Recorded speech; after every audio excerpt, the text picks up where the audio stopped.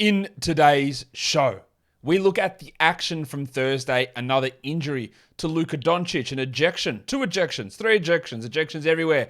2 big-name players, Michael Bolton. Thanks, Josh. It's Michael Bolton here, and it's time for another episode of the Locked On Fantasy Basketball Podcast. Let's get to it. Let's get to it, indeed.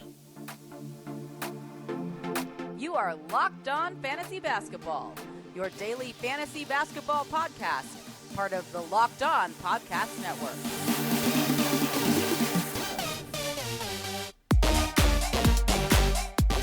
Hello and welcome to the Locked On Fantasy Basketball Podcast, brought to you by Basketball Monster. My name is Josh Lloyd and I am the lead fantasy analyst at basketballmonster.com. And you can find me on Twitter as always, at redrock_Beeble, on TikTok, at redrock_Beeble, and on Instagram, at Locked On Fantasy Basketball. Today's episode is brought to you by LinkedIn. LinkedIn Jobs helps you find the qualified candidates that you want to talk to faster. Post your job for free at linkedin.com/LockedOnNBA. And thank you for making Locked On Fantasy Basketball your first listen every day. We are free and available on all platforms. A reminder, 1 week from today, less than 1 week from today actually, Trade Deadline live show, 1:30 p.m. Eastern on Thursday, February the 9th. I'm going to be joined at this point by Matt Lawson, by Zach Hanshu, and Adam King to break down trades as they happen, the immediate analysis of the fantasy impact of those deals. So go find that video on YouTube. On the video here, you can see the link up the top. Go click that. You can find it on the homepage of the YouTube channel as well. I tweeted out as well. When you go over there, go and hit the thumbs up and let us know that you're waiting for it. You're excited for it. So go ahead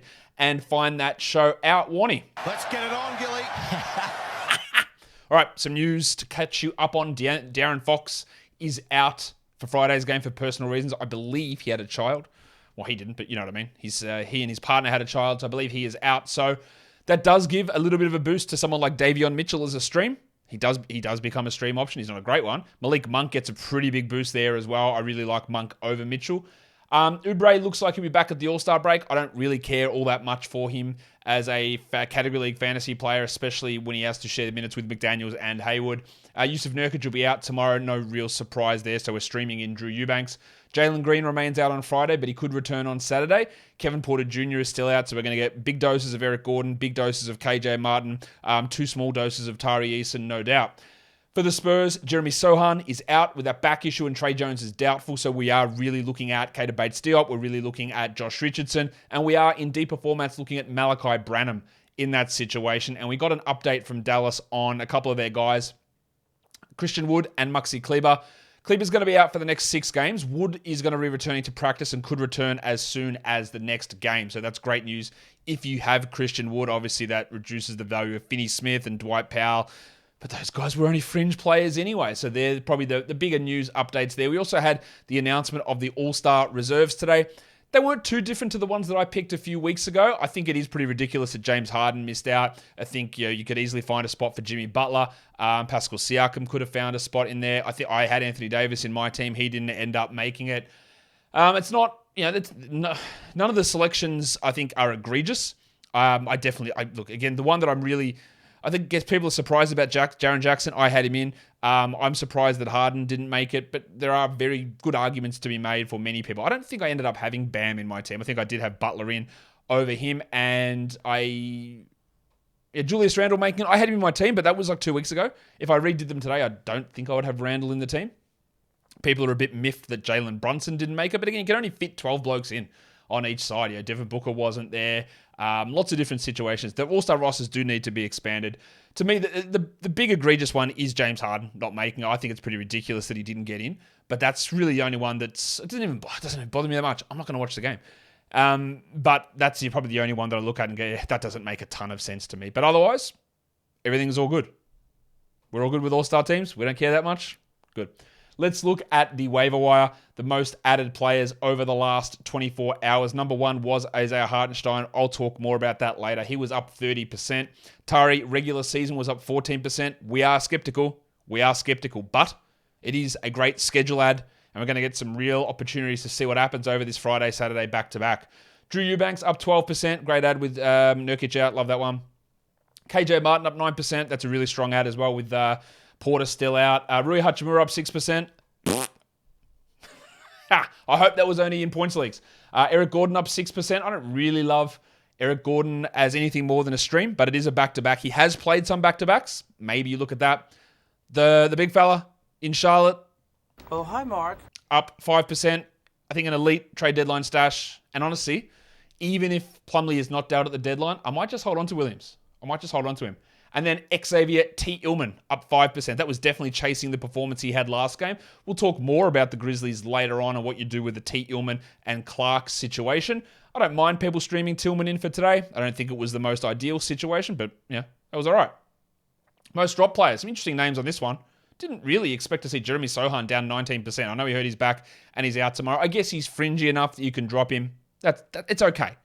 But I don't think it would have been that quick to drop him. I wouldn't have been that quick to drop Kelly Olynyk either. Down 12%. He played 15 minutes in his first game, 20 in his second one. If he plays 26 in his third game, then we're rolling. All right, I would have held on to him. John Isaac down 12%. Well, totally okay with that. What I don't understand is if you added John Isaac, were you expecting immediate output? Because that's what I didn't add him because I didn't think it was happening for weeks and weeks and weeks. But did you add him expecting something to happen now?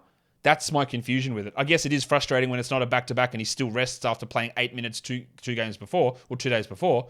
I get the frustration there, but I wouldn't have added him, so I wouldn't be in a position to drop him. And if I did add him, it would have been expecting him to do something in March, not 3 games after he returned. Jared Vanderbilt bar down 10%.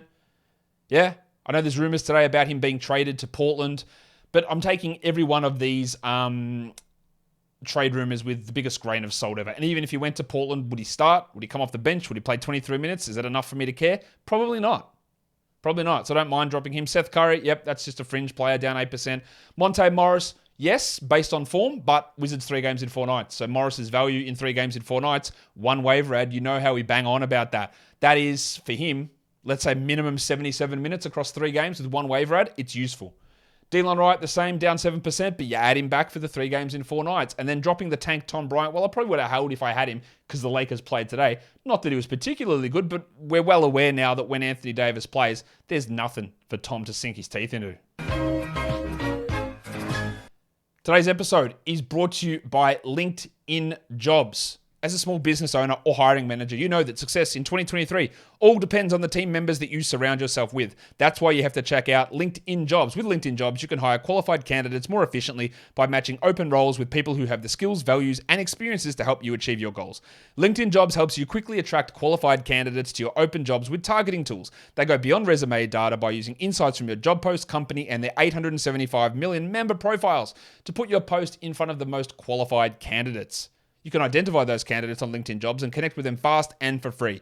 LinkedIn Jobs makes it easier to screen and rate applicants based on your job qualifications all on one platform. It's why small businesses rate LinkedIn Jobs number 1 in delivering quality hires versus leading competitors. LinkedIn Jobs helps you find the qualified candidates that you want to talk to faster. Post your job for free at linkedin.com/LockedOnNBA. That's linkedin.com/LockedOnNBA to post your job for free. Terms and conditions apply. Let's get into the games. There were 7 of them on. First game was the Lakers getting, I don't even know how they got the win in this one.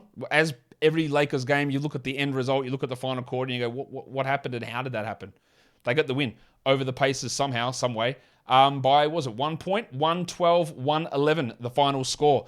The Lakers brought Patrick Beverley back and he started, and they moved Troy Brown back to the bench. Brown played just 18 minutes for 2 points with 2 steals. Obviously, he's not rostered in 12 or 14 team leagues, while Beverley had a nice defensive game, 3 steals and 2 blocks, but that's really where it is. The 4 assists are good also for Pat, but we're not looking at him as a must roster. The guy that they kept in the starting lineup was the worst fantasy performer on the team, and that's Rui Hachimura.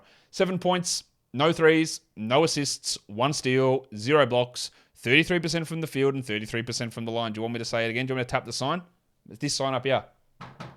Rui Hachimura is bad in category leagues. You don't have to hold him in category leagues. You know what he is? He's bad. He's simply bad. The usage is down because he's playing alongside Davis and LeBron and Westbrook. And he was actually benched out of the closing lineup so that Russell Westbrook, he of the 13% shooting, was able to jump into the lineup.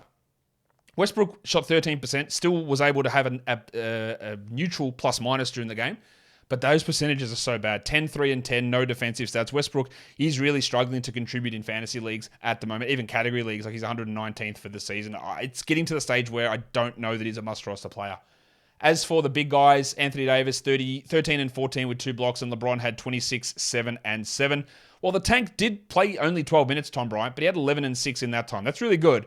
But obviously, we can't rely upon that. And yeah, surely no one is not holding Lonnie Walker still, are you? Hello. 6 points in 18 minutes. He can go. While Schroeder had 36 minutes for Dennis, but 12, 6, and 5 is okay. I don't mind if you want to hold him as a stream guy, as a schedule guy, but definitely not as a must-roster 12-teamer.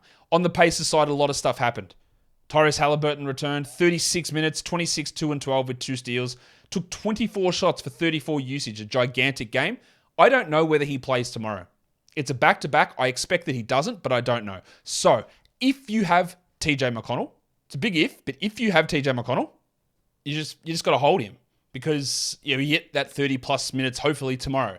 Now, what we saw in this game from TJ McConnell is that it's not going to happen when Halliburton's there. 17 minutes, 11, 2, and 4. Now, 11 is good, but I don't want to bank a roster spot on TJ McConnell being a 34% usage player. It's just not going to be real.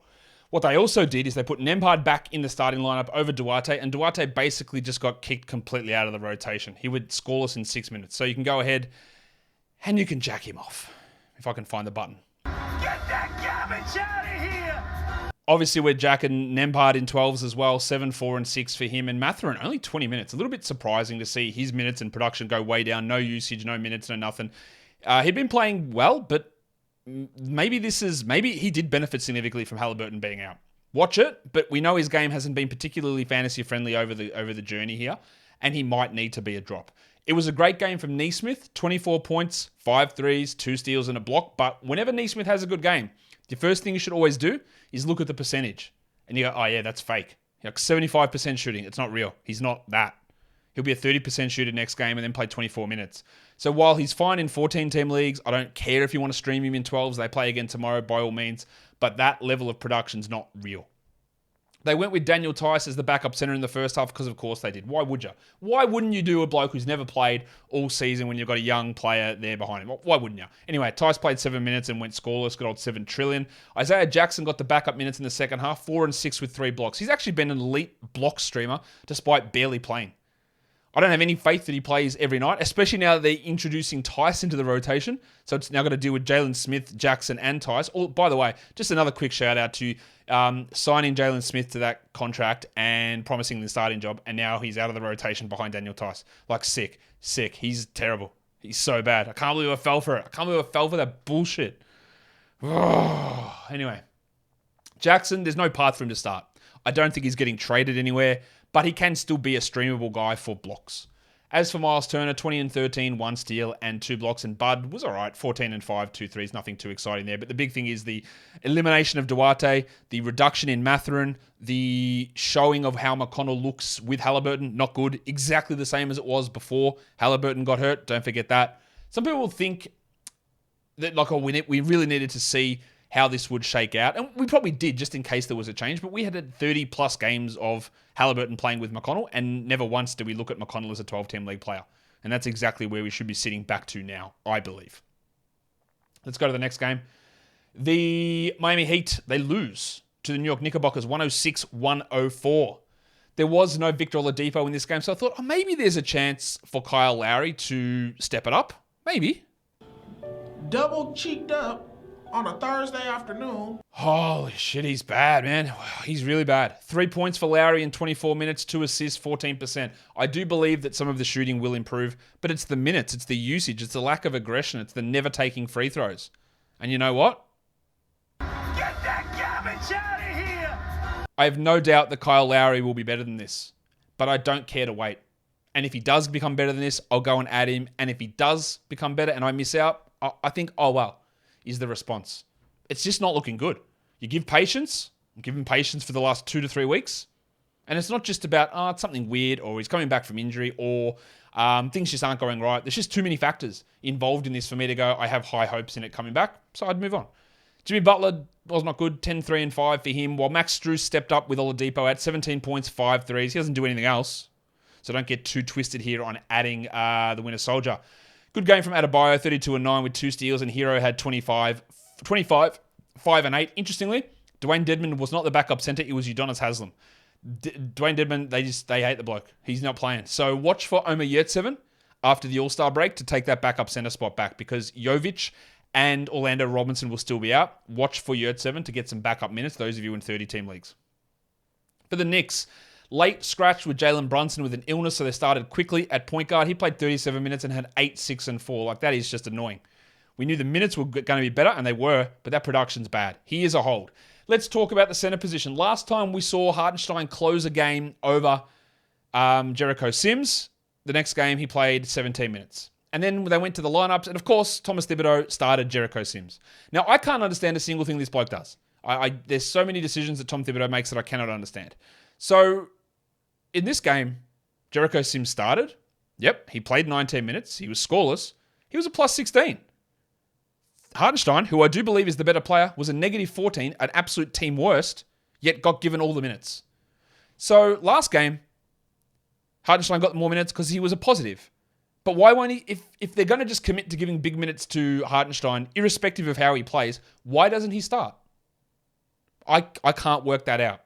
That's 2 games in a row for Hartenstein over Sims. There is a back-to-back on the weekend. As I have said a million times, I don't think Jericho Sims is very good, and I know that in my heart, Isaiah Hartenstein's a better player. And I just needed to be convinced that Tom Thibodeau sees that. And I'm a little more convinced, but I'm not fully convinced. Hartenstein had 8 and 10 with 3 steals. Still low usage, but at least he got to 17% here.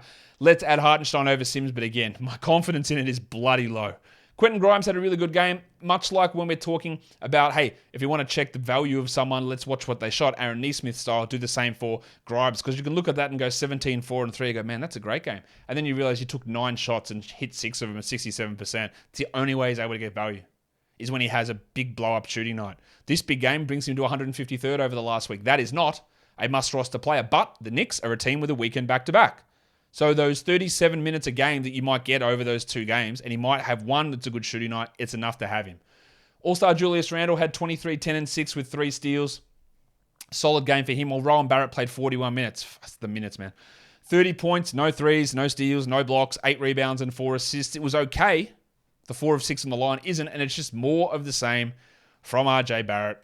That's what it always is. It never changes. It's always something frustrating. And I'm never going to be convinced he's a must-roster 12-team league category player. Today's episode is brought to you by FanDuel. There's only one app that you need for your Super Bowl parties, and that is FanDuel, America's #1 sportsbook. We're really excited about our new sports betting partner for Locked On because they're the #1 sportsbook in America, FanDuel. And if you're new to FanDuel, that's even better. They have so many great features that make betting on sports fun and easy. So download FanDuel now so you can bet Super Bowl 57 with a no-sweat first bet. You'll get up to $3,000 back in bonus bets if your first bet doesn't win. FanDuel lets you bet on everything from the money line to point spreads to who will score a touchdown. If we go and have a look over there, is there any change to the odds, or are the Eagles still 1.5-point favorites? They are still 1.5-point favorites, and the total sits at 50.5, with better odds on the under at -105 versus -115 on the over 50.5. What do you think about this Super Bowl special? They got AJ Brown 4+ receptions and Travis Kelce 5+ receptions -200. That seems like pretty good odds to me. Not that I know, but it does seem like it's interesting. The FanDuel Sportsbook app is safe, secure, and super easy to use. And best of all, you can get paid your winnings instantly. So join FanDuel today at FanDuel.com/lockedon to claim your no-sweat first bet on Super Bowl 57. That's FanDuel.com/lockedon. Make every moment more with FanDuel, official sportsbook partner of the NFL. And don't forget to gamble responsibly. The next game, the Grizzlies and the Cavs. 128 Cleveland, 113 Memphis. Jaren Jackson was out of this game. Danny Green was also out. Steven Adams was out. And then, old mate, Dylan Brooks. The world. Bopped Donovan Mitchell right on the gland's penis and got himself ejected. Mitchell threw the ball back at Brooks, got into a scuffle and pushed him, got ejected as well. I got to think there's got to be at least a chance that Brooks is suspended for a punch in the dick after the stuff that he has done in the past, harkening back to Gary Payton in the playoffs last season. We'll see. Maybe he doesn't. The NBA is very lenient on suspensions. Well, it was definitely a deliberate punch in the dick from Brooks, and he continues to suck. And there are people still asking me whether they should still hold him in 12-team leagues. Guys, no. Ja Morant, 24, 8 and 8. Santi Aldama started in place of Jaren. He was good. 21 and 10, 4 threes. I don't know how serious Jaren Jackson's injury is. I don't think it's too serious, but I'd be keeping an eye on it because Aldama looks like a stream. Let's talk about the center position. We knew that there was a massive chance that Xavier T. Illman would start because it was against the big Cavs, and he did. 27 minutes, 6 and 6 with 2 blocks. Is that enough for him to be a 12-team league guy? Debatable. But their next game's against Toronto. Now, if T. Illman starts against the Raptors, then I'm convinced they're just not going to go back to starting Clark because you couldn't find a smaller team to start against. So I don't think that adding T. Illman now is the move. And I would still add Clark, who played 21 minutes, had 10 and 3 with a block. Wasn't his best game. And he got cooked, Clark. He was bad. No denying that, minus 28. He's not that good.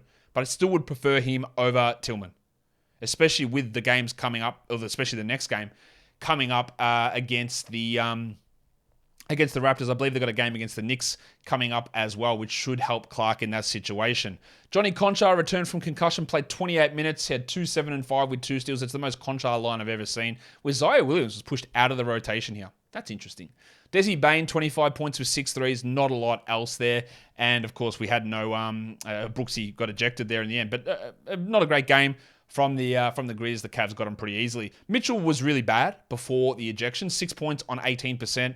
A steal, a block, 4 rebounds, 3 assists. His numbers have really dropped. 141st over the last week. It might be a little bit of a buy low on him, but I really doubt that that's going to be successful. Ravishing Rick Rubio. With Karis LeVert out and Donovan Mitchell ejected, Rubio played 21 minutes. 13, 2 and 4, 2 steals, a block, and 3 threes. Now that is a 12-team league line. If he was to get that every game, you would have him in a 12-team league. But it's just not going to happen. Rubio's not going to play 21 minutes every night. He's not going to get 2 steals in 21 minutes. He's not going to block shots, and he's probably not going to have a usage of 23%. So while this looks good, there were 2 guys out, one out for half the game in Mitchell and the other one LeVert. So just use Rubio as that 14-team assist streamer. Garland picked up the slack, 32, 2 and 11. And Jarrett Allen had 18 and 11 with 2 steals and 2 blocks. And Evan Mobley was really strong as well, apart from the bad free throws. 17, 14, 5, 1 steal, 2 blocks. Mobley's just, whenever one person seems to be out, Mobley is upping his usage and showing he's got that little bit of extra in his game. Interestingly, Kevin Love out of the rotation again. Chetty Osman got preferred, and Osman was great. 21 in 32 minutes. He hit 4 threes. He had 2 steals and a block. We've seen Osman have a couple of interesting games. I think if LeVert is out, Chetty moves into at least deep league territory, or at least maybe 14-team territory, but we're not doing anything with him at this stage in 12-team formats. The Chicago Bulls, they handle the Charlotte Hornets. 114-98, the final score here. Let's go through the Hornets side of things. There was no Oubre or Martin, of course. LaMelo Ball got ejected right towards the end of this game. He had 19, 8, and 6 with 2 steals. Continues to be quite inefficient, but let's talk about the center spot, because the big fella Mark Williams had 13 and 7 with 1 steal and 3 blocks, and that is a 12-team league line. Like, even if he was to play 17 minutes a night and do that, you would use that in 12-team leagues. Now, I don't really trust him to do that every night, but for now, he's a great guy to hold. The Cockroach, 31 minutes, 16, 11, and 5 for Mason Plumlee. Perfect from the field, perfect from the line. Can't really argue too much with that either. And Rozier had 23 and 8 on, of course, sub 40% shooting, which we're going back to. At least he had 2 steals, though. PJ Washington, Jesus Christ, like, seriously, this bloke. Sometimes it may be good, sometimes it may be shit. 19% shooting, 6, 4, and 2 with no defensive stats. Hard to be worse, yet his teammate Jalen McDaniels found a way. 0 points in 26 minutes, missed all 5 of his shots, and had no threes or defensive stats either. If it wasn't for the back-to-back that I think Hayward is going to sit tomorrow, I would be dropping Jalen really quickly. I don't know what's going to happen with Hayward. He stunk as well. 9 points on 22% with 1 rebound and 1 assist. He had been playing well, Gordon Hayward, prior to this game, but of course he did not play well here. I still think you probably want to have him over Jalen McDaniels, but I think that it could be a Hayward, McDaniels, Oubre nonsense mixture post-All-Star break when Oubre returns. It could be really, really ugly. I don't think there's much else to really talk about there. We've got 20 minutes out of Dennis Smith, but I don't think we need to care too much. For the Bulls, they lost Pat Williams in this one with an ankle sprain. He thinks it's going to be okay, but watch that. 6 points, 27 minutes. That's why his minutes were down. He sucked. He was quite bad. He is probably a 12-team league player, but he's definitely not a priority one. And as always, if he's your worst player, then you can drop him. The big one, though, is Alex Caruso, who lasted 7 minutes and had 7 points. He had a foot strain. I think that's going to cost him time. He's had multiple injuries that cost him time. If you do have him for steals, just keep an eye on it. I think you can move on. But who stepped up in his place? Ayo Dosunmu, 35 minutes. And this is perfect situation to really examine what happened. Because we'll look at it and go, man, Dosunmu, 35 minutes, 22 points, Caruso out, let's go, I'm adding him. But are you? He had 22 points, 0 rebounds, 0 assists, and he shot 90% to get there. And we all know that is just not going to happen. He's also not going to get 0 rebounds and 0 assists.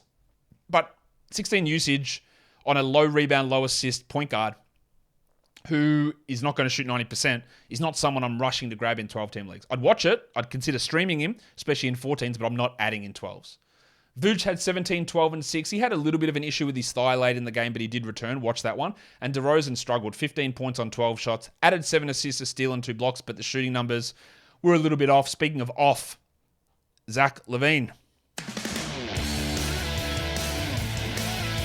10 points in 36 or 27 minutes. What am I talking about? 10 points in 36 minutes for LaVine on 38% shooting. He took only 8 shots. He was a plus 21 and had 3 steals, but continues to be around that 45 to 55 range in fantasy leagues. Just definitely not his best night. While with the absence of Caruso, we got 27 Kobe White minutes. He had 20 points with 3 threes. He turns into a more reliable 3-point streamer now if, as expected, Caruso misses some time.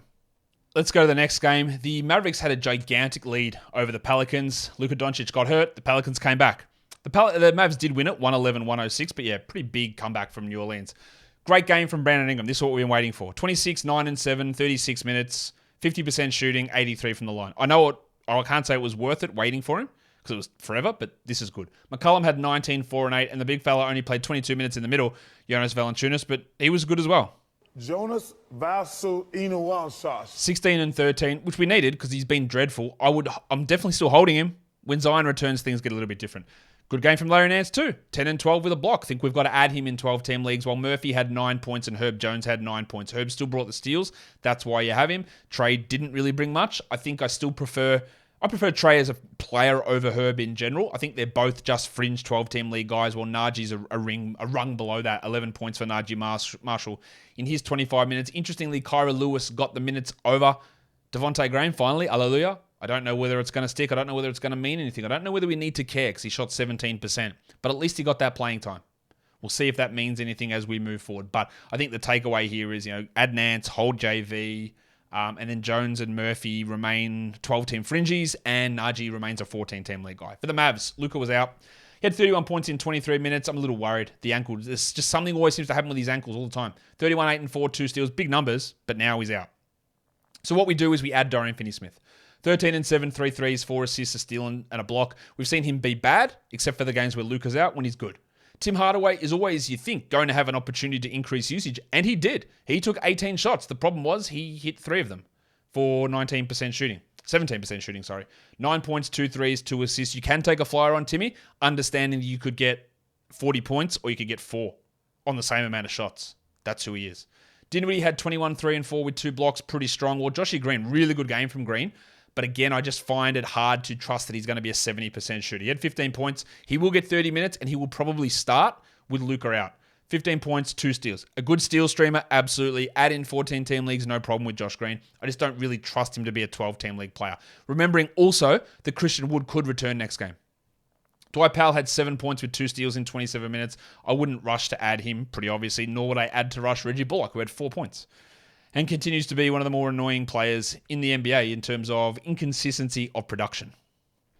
Next game was the Warriors and the Nuggets. The Nuggets get the victory here in the end, 134-117, the final score. The Warriors apparently were going to rest everyone yesterday. Then it was just Clay, and then 2 minutes before tip-off, Draymond was pulled out of the game with a calf issue. So they started Johnny Kuminga. He played 32 minutes. He had 17 and 7. Now, it was just it was bad from the line, 1 of 3. But the other stuff was all right. We don't really trust it, though. We know he's probably an under 20-minute-a-night player most nights. Curry was really good on the back-to-back, 28, 5, and 5. And Jordan Poole finally had a good game after some strings of bad ones. He only played 26 minutes, though, which is a little bit worrying. 22, 3, and 5 for Poole. He did have 4 fouls, so that's possibly part of it. Only 22 minutes for DiVincenzo. A little bit frustrating. He had 14 points, 4 threes, a steal. This is with Clay and Draymond out. I thought we'd get more out of Dante, but we didn't. He is he's a stream guy, not a 12-team must roster. While Looney had just the 6 boards, and Wiggins, the suckiness continues. 9 and 10. No defensive stats, 21 from the field, and 1 of 3 from the line. That sucks. He still remains a gigantic buy low, but what if he's regressing to Minnesota Wiggins, who was, honestly, like RJ Barrett, a fringe 12-team league player. But now he's doing it with less scoring. I don't think we're going to go that far, but that was disappointing. I thought Wiseman actually did all right when he was out there. Keep an eye on that. 9 points in 17 minutes. Don't add him anywhere. But I thought he was okay. While Milk, Ty Jerome had 9 points in 24 minutes. He gets those minutes when Clay is out. Nothing to really see. But what we do need to see is the 5-minute man in Denver became a 0-minute man. He was out of the rotation completely, Bones Highland, and didn't even get in garbage time. They played Davon Reed, Ish Smith, and Peyton Watson ahead of him. Does this mean he's getting traded? I don't think so. He might get traded. I don't think this means he's getting traded, though. There is absolutely no, in my opinion, reason for a team to say, well, Bones, sorry, mate, we've got to preserve you for a trade. The reason they're trading him is because they're not going to use him or there's friction between him and the coach. Like, that's why they're trading him. I honestly don't think they're putting him in bubble wrap to get a trade organized. I don't think that's the case. And again, as I've said with Bones the whole time, if you're stashing him for a trade, where is he going where he's playing 27 minutes a night? I fail to see how that's going to occur. By all means, we're a week away from the trade deadline. Stash whoever you want. And Bones and Denver does not seem like it's a long-term match at this point. Things have gone very, very sour. But I don't think him getting a DNP here indicates that he's being traded. The headmaster had 33, 5, and 8, Jamal Murray, while Big Chungus Big Chungus, didn't he? Big Chungus, Big Chungus, Big Chungus. 22, 14, and 16. With Aaron Gordon out, it was Vlatko Cancar who started. 32 minutes, 17 points, 3 threes. He started at this game red hot. Really good stuff, but he's out of the rotation most nights, and I don't think Gordon's injury is a serious one. While Maga Porter Jr. did what he does. 17 points, 5 threes, nothing else. That's who he is. He is a points and threes guy who probably has like a better field goal percentage than other of those players like Beasley and Tim Hardaway, making him a back-end guy, but a better option as a 12-team league player. With Gordon out, we've got 31 Bruce Brown minutes, 17, 4, and 2 with 3 threes. This is why we wanted to hold him after a couple of subpar games, because as soon as someone's out, Brown steps up. And speaking of Brown, Christian Brown is the guy that played over Bones. He had 19 minutes, 5, 5, and 3 with 2 steals. I like what Brown does on the court. I don't think there's any fantasy value in him. While KCP's insane steals run dropped, he had one of them here only. He did have 18 points, though. He's providing really, really strong value. It's a massive sell high. If anyone wants to give you a top 70 player, I very much doubt they do. But he's on a super, super strong run at the moment, KCP. That is going to fall away. Of that, I feel really confident. Let's do the last game now. The Clippers somehow lose against the Bucks. 106-105, the final score. Some terrible offense down the stretch from the Clippers. The Bucks get the win. In the end, Kawhi played 40 minutes. 40. I still can't believe I'm seeing Kawhi play 40 minutes in a regular season game. I'm a fun guy. Now, 27% shooting is horrible, but 40 minutes. 17, 11, and 5, 2 blocks and a steal. While Marcus Morris had 16, 5, and 2 with 3 steals in his return. I still think that Morris is a 14-team league guy and not a 12-team league guy. And you know what Norman Powell did? He did the Norman Powell thing. He was somehow gifted 31 minutes despite being a horrible negative 27, team worst. He had 26 points on 56% shooting and 2 rebounds. And that is it. He helps you in points, some good shooting, but if he doesn't get the minutes or the shots don't go in, there is nothing. And there has never been anything. And that is why he remains outside the top 100 very comfortably for the season. He probably should be on a 12-team roster, but it's not for everybody. There is no well-roundedness to his game. It was a stinker from Paul George as well, 16 and 6 with 3 steals and 2 threes in 38% shooting. And then the rest, there's just not much there. It was okay from Zubats, 12 and 13. Terrence Mann had 8 points. Reggie Jackson had 8 points. Covington played 6 minutes. So if you did add him, hoping for a renaissance, it's not going to happen on a healthy team. While Luke Kennard started last game and was completely out of the rotation. Curious decision, but apparently they just can't figure out a way to play Powell, Jackson, and Kennard together off the bench. And it was Kennard, the one that missed out today. For the Bucks, Yanni, the big fella. Giannis Antetokounmpo. Still just no defensive stats, and I don't know what's going on there. But 54 and 18 with 2 threes, 2 assists, no defensive stats. Bad from the line, pretty good from the field. Not great, but pretty good, 54%.